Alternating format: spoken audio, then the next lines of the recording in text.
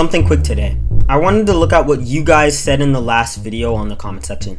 I didn't want to make a second video on this and I tried replying to a few comments, but quite a few people actually had some good rebuttals, so here were their main points.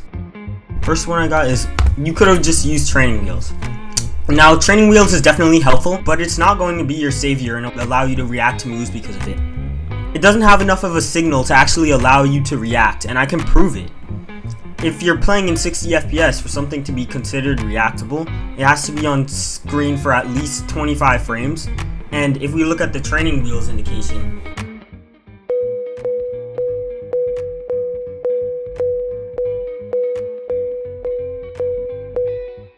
unless you're some subhuman demigod creature, you're not reacting to that in 13 frames.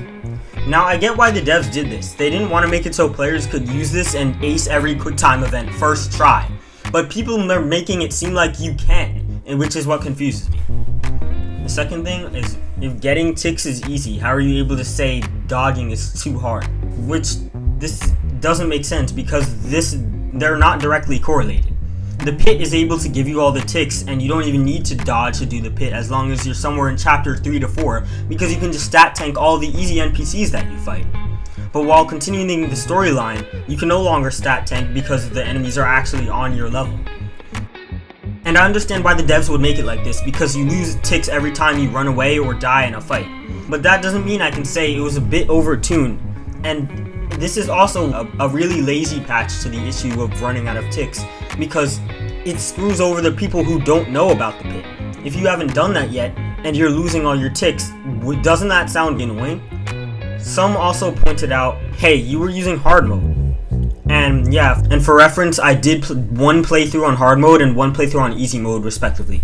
And I died once throughout my easy mode playthrough. But I feel like the whole double damage thing barely made a difference on normal enemies. The only part that actually made a difference was the guarding window, because most enemies that had a significant difference with the damage increase were the ones that already did high damage.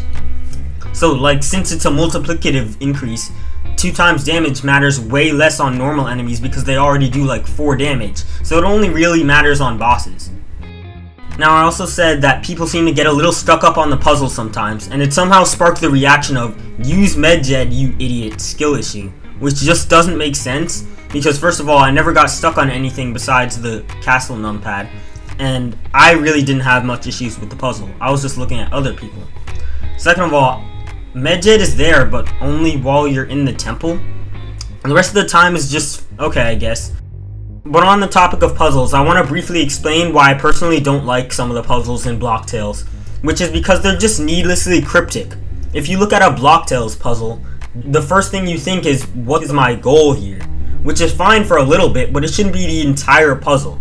It should be figuring out how to actually complete the puzzle. Take a look at an actually good puzzle like a Rubik's Cube, and you know what you're supposed to do, and it literally tells you on the product. The challenge isn't figuring out what to do, the challenge is physically getting each color to stay separated. I get that some people like the type of challenge Block Tales-esque puzzles provide, but that's just my opinion. I talked about how you don't know what you're preparing for until you fight it. I know that this isn't something only present in Block Tales, but the thing is, in games where it matters, warnings do need to be present, and in good games they usually are. In a game like Deepwoken, an example the commenter mentioned, they actually do a pretty good job at telling you what bosses are going to use. Etheron, for example, is obviously going to be using wind power because not only is his whole lair themed around it, but Claris literally tells you. And even if you were to somehow go in thinking he would use flame, it wouldn't be that big of a deal. You're not just going to immediately get 2-turned because of it. Not in Block Tales though. Hatred is going to immediately apply 3-turn confusion and lock you out of using your ghost potion to 1-tap you. Now, I also saw people say, it's a trial and error game, you'll just die sometimes. Which, this is a really slippery slope. If you do trial and error elements right, then it's not an issue. But that's the issue. Getting them right is pretty difficult. And in the case of Block Tales, they did it wrong. First of all, the way they force you to want, big quotations on that, the way they force you to want to retry is just so artificial. They make these bosses with choppy animations and gimmick moves that deal half your health bar, and the only way to learn to counter them is just by dying. They're missing the whole error part of trial and error. It would be alright if they, like I mentioned before, gave me adequate instruction to prepare and know what's coming, but they don't, and it's just cheap. Some of the boss's attacks almost make you feel like you're getting rage baited. You get hit by it simply because you just didn't know that time. For example, Hatred's orb attack. You get hit once out of the 10 times you have to dodge it before he dies, and now you're just screwed. For someone fighting their first or second time, it feels like the equivalent of now you have to press 723 on your keyboard every 15 seconds or you just die instantly. Like, yeah, the orbs got me the first time, and they're probably not going to get me ever again, but did that feel good? Did that feel like you lost those 3 turns and 6 HP because you weren't good enough? No, you just got swiped out of your money that time, and people seem to act like every game does this, and it's okay. The last major thing I really saw is just skill issue.